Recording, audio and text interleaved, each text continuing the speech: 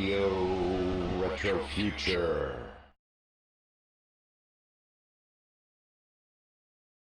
Well, good day, people, and welcome back to Radio Retrofuture with the second part of my interview with Bev Grayson.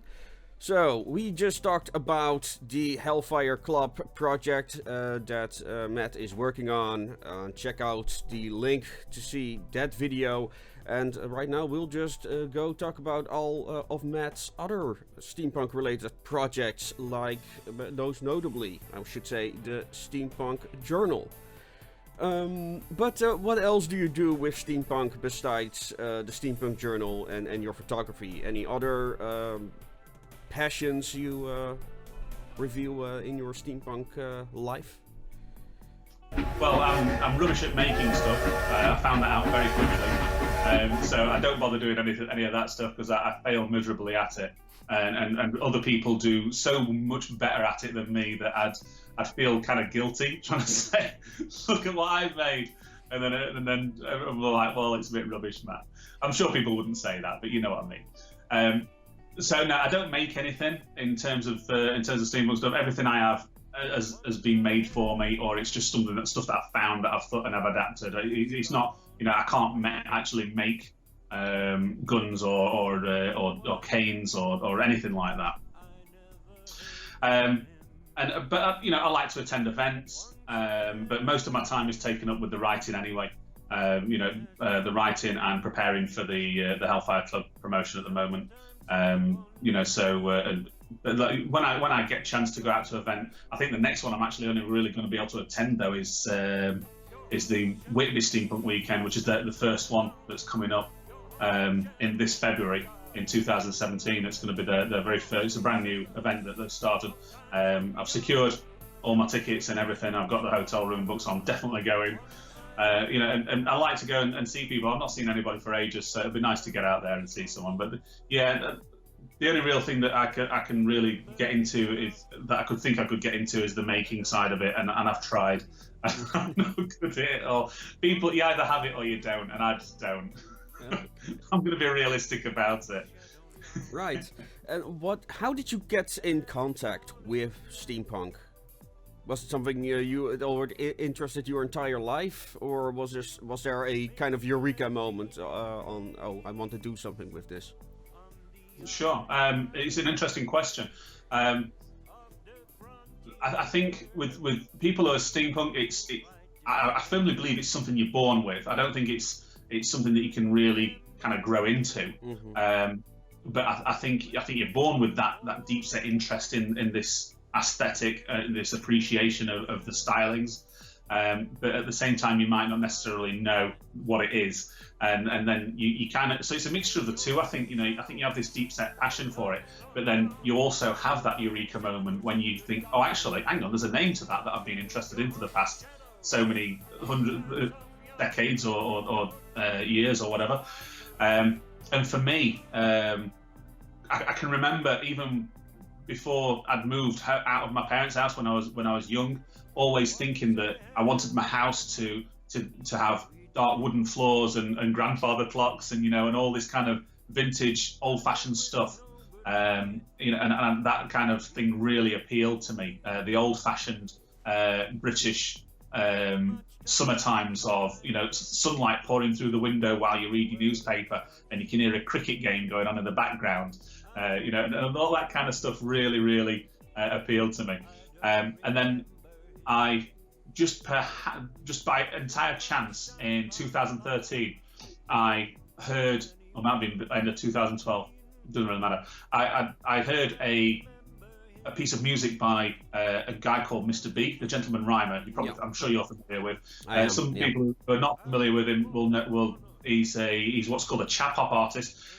He does rap music, but he does it in very polite terms. He raps about being polite to ladies and dressing all fancy and being all nice.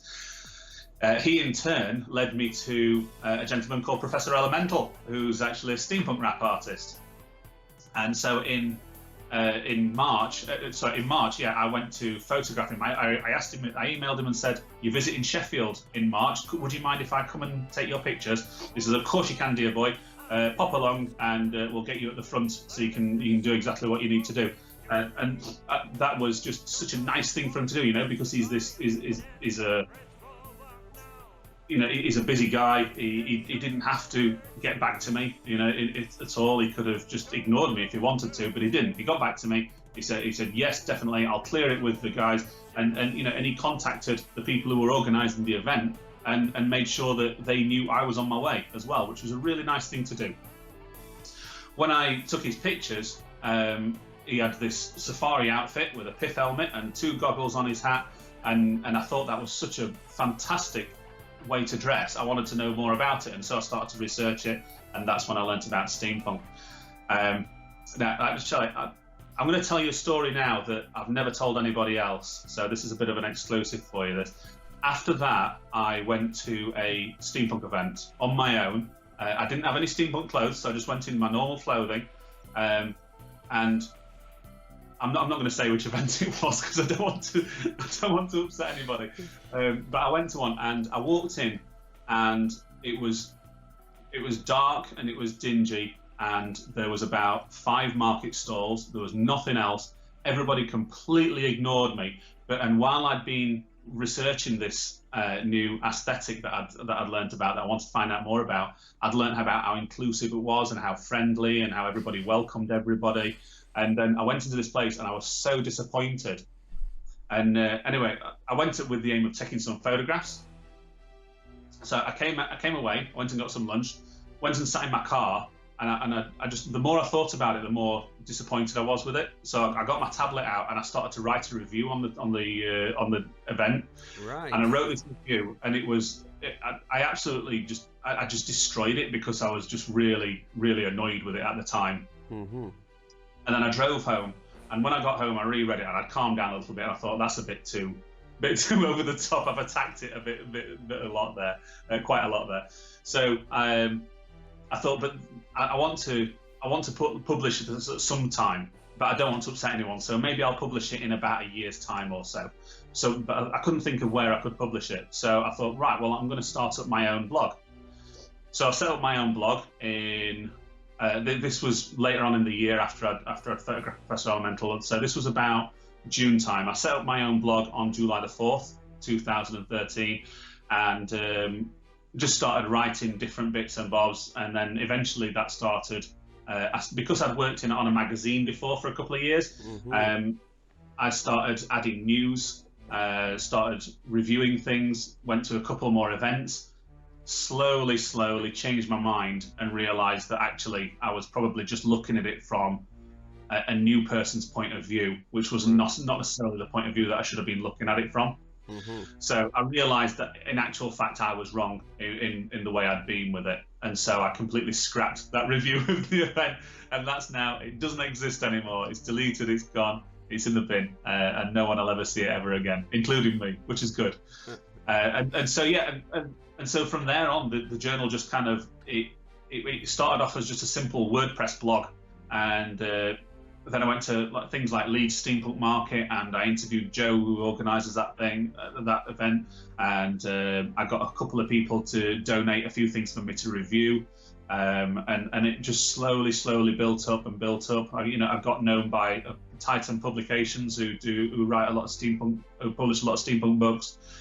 They sent some stuff. I managed to get into organise a competition with them, which is actually, as a side note, has generated in itself a really lovely story, which I've been really proud to be part of. A Manchester-based author, Nema Wallenthang, she entered this competition for the Steampunk Style book. And the Steampunk Style book is a beautiful book. It's all Chinese, Eastern steampunk, and it basically just shows you how to make stuff. And it's really complex stuff, but they go into extreme detail, and it's beautiful photographs. And they have stuff just from an iPad cover or an iPhone cover all the way up to making this big robotic armor out of polystyrene, and they show you how to do absolutely everything from start to finish, and it's fantastic. And she entered in, it was a short story competition. She entered this story called Clockwork Evangeline into it, it's about 2,000 words, It was the best story of the lot by far. It was hands down the best. It was fantastic. All the other stories were obviously very, very good, but this one was just head and shoulders above the rest. So I thought, well, that's got to be the winner for me. I sent off to the judge who was judging with me at Titan Publications. She agreed.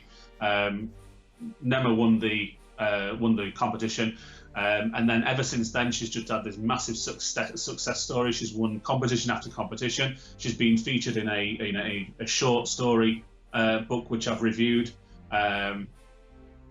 alongside other stories by like Edgar Allan Poe and Jules Verne.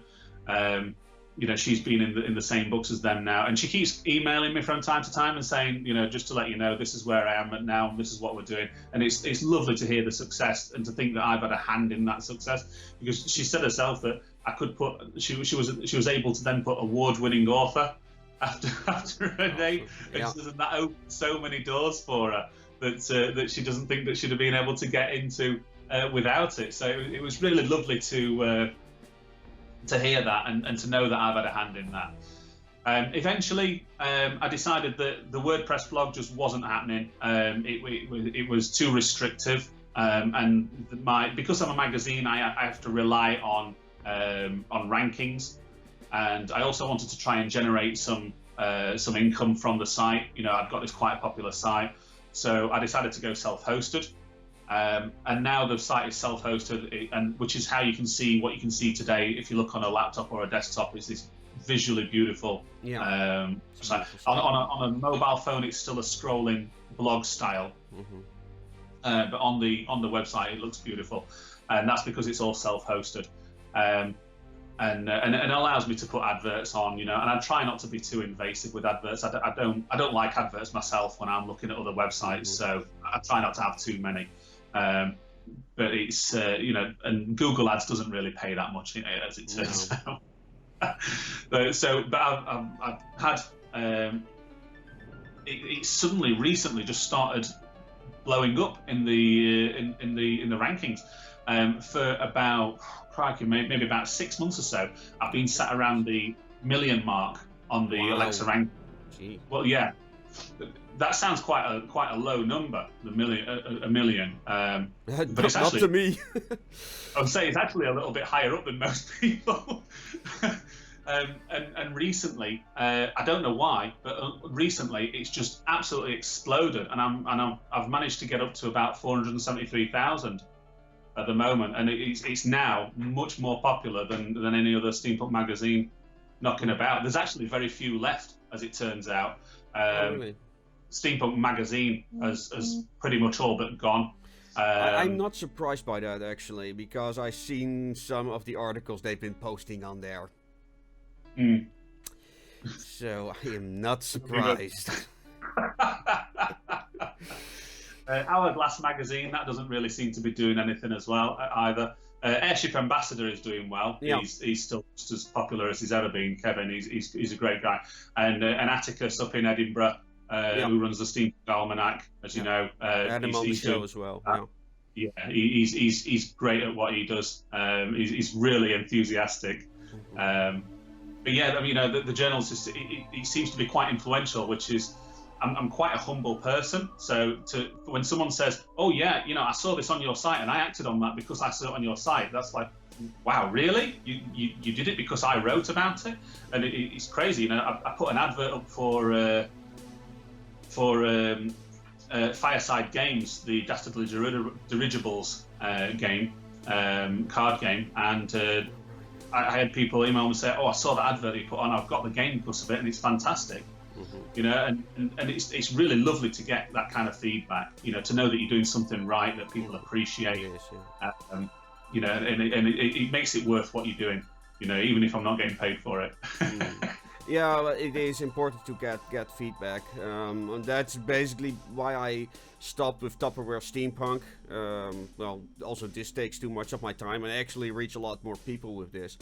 So I already got like a quarter. I'm doing this since March now, and I already reached a quarter of the total number of views I got on that blog in really? just this time. Yeah, and it's still going up, not as fast as you'd like, of course, but You know, it's a lot more than I get with Top or Steampunk, and because I actually get to speak to people, it's also a lot more rewarding, and people tell about their projects, and I also get people that hadn't had any exposure before, so like the guys who do the Clockwork Fisticuff Society and stuff like that. So yeah, but brilliant. Yeah, but we were still talking about Steampunk Journal. So is there anything in particular you have planned for your site in the future? Oh, I have loads planned for the site. It's just a lot of it takes a lot of time, and the biggest issue is it takes a lot of money to get stuff done. Ideally, I'd like to move away from the way that the site is built currently, because I use a theme, which was basically what I could afford at the time. You know, like I say, it's visually stunning to look at. Even if I do say so myself, it's still based on a theme that somebody else has built that I have to adhere to. And I'd really like to have a site that's been built up from the ground according to my specification and what and the kind of thing that I want to add into it. Because there's things that I want to do that I can't do because of the way that works. So I'd really like to get a self-built site, but then that means employing a web dev, which you're looking at having to pay someone £16,000 a year minimum to get that kind of thing done and have them on hand to build it and adjust it and tweak it to how you want it to be. Other things I've had ideas for, but I've had to shelve. Probably the biggest idea was for I kind of nicknamed it the Buddy Globe, but I want to change the name because I don't really like it. And it was basically an interactive map of the world where you could then enter your where you are, and it would put a pin in, and that pin would be red if you're offline and green when you're online. And then as you make friends on the site, these pins start appearing all over the world, and then you can see they're green when they're online, so you can then start talking to them. And it would be all about connecting steampunks all around the world with this interactive map, and then basically just kind of try and spread steampunk and connect it a bit better. Obviously, social networking does pretty much that anyway, and it's quite easy to do. But I liked this kind of visual representation of where people actually are. I can say, I'm in Sheffield, England. Well, whereabouts? But this would actually say, well, I'm here. I'm at this point of Sheffield, England. And then, excuse me, if you met somebody else who's and started chatting to a friend who's nearby, then you can get a rough idea of whereabouts they are.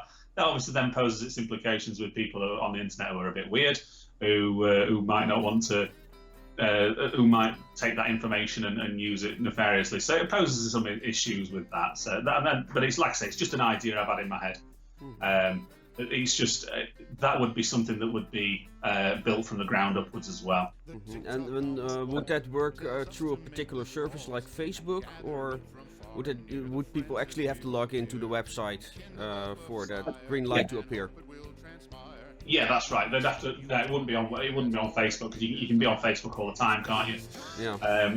It'd have to be when they logged into the website, which I wouldn't want it to be part of a paid bit, which is why another reason why the Hellfire Club is something that I want to get going. So another issue is so that then I can make sure that I can devote the journal to be free at the point of entry. I don't want people to have to pay for reading a website magazine. Then who's going to do that? You can get all the information you need off Facebook these days. You don't need to pay for a magazine. So yeah, I want the journal to remain free, like it has always been, a free resource. So getting funds in from somewhere else is what I've been trying to do. And advertising just doesn't pay enough. People are blind to advertising these days. I know I am. Yeah. So having hundreds of adverts all over the page, it annoys people, and people just use ad blockers anyway. just block it all out. So you don't get the revenue that you might have got, I don't know, 10 years ago or even maybe 5 years ago. before Yeah. people started eventually getting really fed up of it. Yeah, it's the reason I have Patreon, for that very reason. And also, you know, you can give through Patreon. You can also give people specific content. Now I have very few Patreons, so it's not really worth it for me to produce such content. But I, you know, if it grows, I will have to do it. As a matter of fact. So. Yeah. But yeah, I'm still trying to develop ideas for it. You know, things like people really want, and things I can provide. So yeah, who knows? But well, listen, I've thought about Patreon myself, and I've thought, oh, what can I possibly provide to people that they would want to pay a monthly amount to me for? And with a magazine, it's very difficult to really come up with an idea that could do that. So I've really kind of stayed away from Patreon. So how are you dealing with that? With, you know, because this is essentially a magazine in itself. You know, this discussion that we're having. You know, it's a video magazine that people are watching. So it's like this, isn't it? So how are you going to be? At least, you know, sneak peeks, like things I'm working on, you know, so they've got like the insider information, what I hope to do when there are more people on it, but for that my channel just needs to grow, you know. I'd like to do Patreon only hangouts, for example. That's of course the social contact, tell them what you're up to. Those are very important, you know, have that personal connection, because that's what a lot of people want these days. That, you know, they want to have a personal connection with you. They support you because they feel they know you. Right. And so yeah, and of course, like if they want me to do a episode on a particular subject, for example, you know, and what I also do, I put them in the credits of every video. So anyone who supports me for $1, their name will be in the video. People who support me for $5 each month will get also their website or whatever product they want me to put in there. So I also, and I'll regularly do shout-outs like I did for Feline Long of Feline and Strange. She supports me. So yeah, I'll mention her in my program. So people will see, well, hey, who is she and what does she do? They make awesome music, by the way. So, you know, those kind of things. You know, and the same goes for good. You know, I've got friends supporting me. Carl Jackson of the Steampunk, of the Victorian Bare Knuckle League is going to support me. So yeah, I'll put his name and link whatever. I'll put him in the descriptions as well and say, hey, he's having this awesome Kickstarter. Hint, hint. You know. And people should check out, you know, stuff like that. Make sure they profit from it as well, in that way. And others just want to support you and they don't want anything really in return. But you know, you can also say, well, you want me to write about a certain subject, you want me to write reviews for you, you want me to, I don't know, you can make anything up really. You know, you can also say, well, if you support me, you'll get like special extremely large prints of book covers or something. I don't know. You can do it digitally. You can say, well, if you do this, I'll offer you a free photo shoot. Or you'll get access, if you support me on Patreon, you'll get access to the Hellfire Club material. Or other kinds of previews of photo shoots I'm doing. You know, you can do all kinds of things. You know, things only you can provide. Now I'm thinking of maybe I'm going to make a 3D printed button or something. When we have a logo or something similar like that. You've got my mind working now. Yeah, exactly. You know, it's like I'm still looking into it myself. You know, but some people just want to support their artists, and they don't. Of course, they do, yeah, and that's nice, isn't it? It's nice to know that there's some people out there that are just that kind, that they want to support somebody else just for the sake of supporting somebody and what they believe in. I think it's a lovely thought to have there.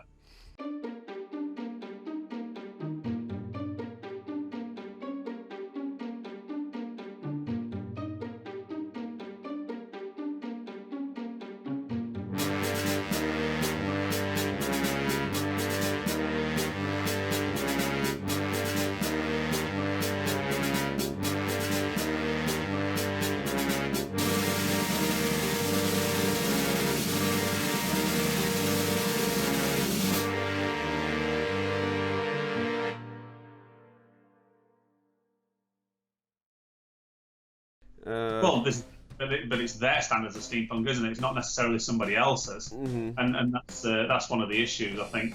But if you one of the positive sides of categorizing things in that way is that you don't then get one subculture taking over another. I see a lot with some people, they tend to try and bring steampunk into everything. I mean, I'm a big believer that not everything is steampunk, but that everything can be steampunk. But like for instance, someone will post on there, "Oh, could anyone name some good steampunk films for me?" And you get your usual Wild Wild West and League of Extraordinary Gentlemen. Yes, they're all very good. Excuse me. But then you always get invariably the film Nine. Nine always comes up. Oh, Nine's a good steampunk film. It's not. It's a dieselpunk film. Stop trying to label it as steampunk. It's not set in the Victorian era. It's a World War I/World War II post-apocalyptic film, and it's not. There's no real steampunk elements in it. I think the only thing that really sets any kind of link to steampunk is the fact that those dolls have goggles, and that's pretty much the only. Yeah, I think dieselpunk in itself is a quite confused genre, because I've seen people label steampunk as dieselpunk and dieselpunk as steampunk. So. Yes, exactly. That's what I mean. And whenever someone puts Nine, I would say, stop it. Come on, let dieselpunks have something for themselves. They ain't got much, bless them. And it's easy to do. You love passionately this genre, this subculture. So you want to, and then you enjoy the film Nine. So and you see that these little dolls have goggles on. So you want them to be part of what you love. And maybe even the big creature that attacks them at the end, that could arguably be a steampunk machine. I get that, but it's still set in a post World War era. You see the Spitfires and the bomber planes and everything flying over at one point. You see the wartime themes, which are not Victorian-esque in their stylings. They're quite positively more dieselpunk than anything else. Yeah, well, that's a completely different discussion in its own right. So, yeah, the reason why I don't like to identify myself as a steampunk is this kind of crap. It's I like it all, and I like to mesh it up. Like when I am working on my the aesthetic for both Ragtag and Radio Retrofuture, I want it to be this more cyberpunkish variation of steampunk. But yeah. So you wanted to go more closer to the origins of steampunk than the. Yeah, and the entire whole Victorian thing. I like their machines and stuff, but it doesn't really interest me. So I think it's due to I'm more an Art Deco guy. I like the simplest elements. So. Yeah, I try to keep things as simple as possible. With most of my whenever I make stuff or design stuff, the Art Nouveau just gets a little. It's very easy to get. Art Nouveau is very hard to do well. I think it often gets too busy. That's one of my problems with a lot of steampunk costumes in general. It's just too busy. I like to be able to see every individual element, and a lot of costumes are really cluttered with as many kinds of gadgets and whatever. I don't like it. But like that's I said, a fair point. I always say that my definition of steampunk is that I sometimes joke, I should say, that if anything, I would be a Victoriana, but I'm just too lazy. Because they don't want zips and they don't want anything modern. You have to make things yourself using Victorian era methods, and I'm just far too lazy to do that. I'd rather just have a belt and a zip on my trousers and just have done like with no steampunk uses power tools. Come on. Well, exactly. Yeah. Well, this is just it, But that's because we're science fiction as well. We've got the element of science fiction, so we can do what the hell we like, and there's no rules. So we can do whatever we want with it. whereas Victoriana are very strict on their, from what I'm led to believe anyway, I should say, are quite strict on how they make stuff. You know, you have to be very authentic. Mm-hmm. Well, the thing is, we're not reenactors, and when I look at most the best known Steam makers out there, they all use power tools. So yeah, and laser cutters and 3D printing. So it's like a lot of people who say such things anyway, their historical knowledge is, in my experience, rather meh. So, such argumentation really doesn't impress me. Like, I just want to make stuff, and how I make them. Whenever I learn something new, I'm happy. When I find new ways to use my power tools, I'm happy. So, I used, for this is a commission for a customer in the United States. And I like to use printing parts for computers, That's how I get this. It's also a piece of a print, of a circuit board, sorry. That's what I was looking for. So I've got brass parts and circuit parts. Yeah. Love that. I want to do a lot more with circuit boards in the future as well. Just have all those things from early on. So yeah, that's. I like to think though that if steampunks are using tools, that they use ones that would be reminiscent of the era as well, that we're supposed to be representing, if you like. I actually have an online store on the Steampunk Journal, which sells craft tools, and I've selected the tools that I've selected on there are ones that I think. That if anybody's looking for the kind of stuff that would be made in those days, then this is the sort of stuff. You've got, like for example, if you're a woodworker, I've got some saws on there that are handmade to order in Sheffield. They use the brass backed, it's English rosewood handles with brass backings and Sheffield steel. And you have to wait about 3 weeks for it, because they make it to your, when you order it, they make it then. And they cost a lot of money, but they're going to last you a hell of a long time as well. And I like to think that they use stuff like that instead of just nipping down to B&Q or I'm sure. Oh yeah, sure.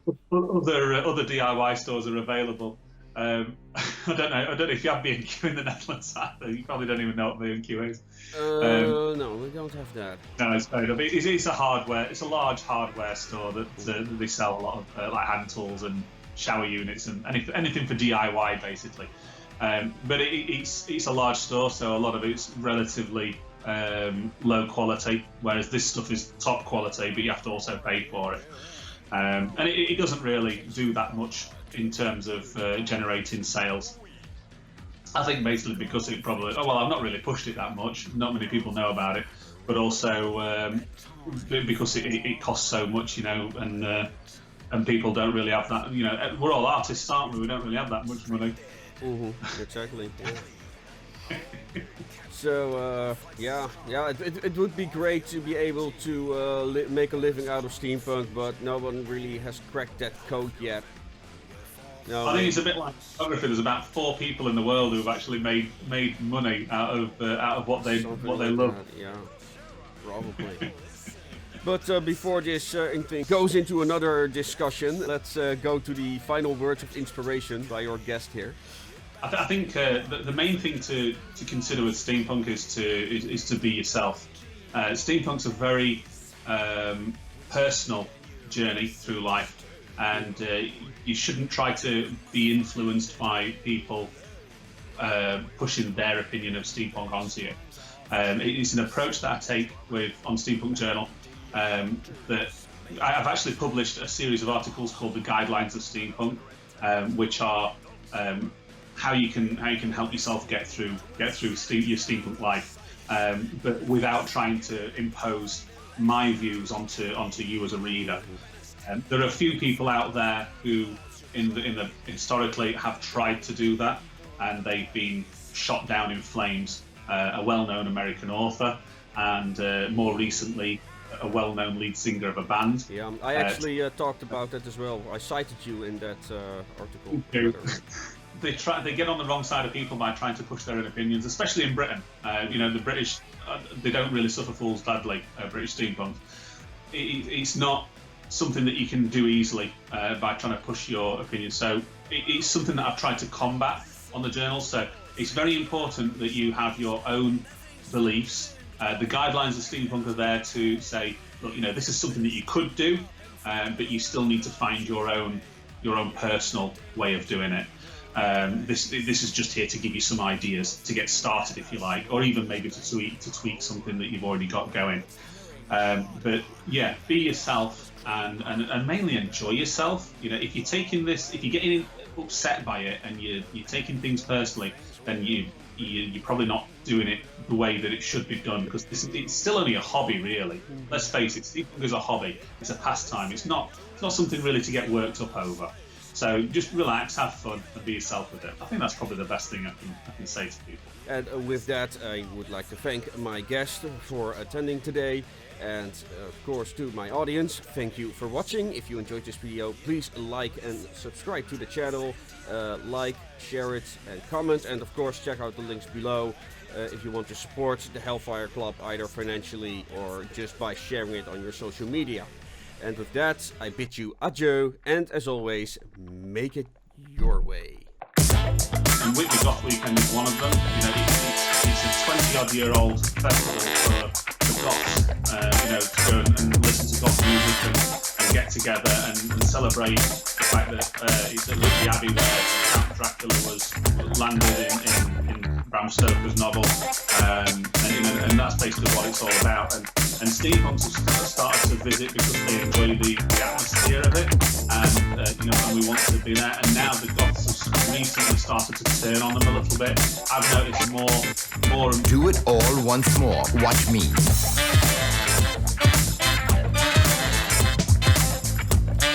I'm going to show you the next 2 parts right here.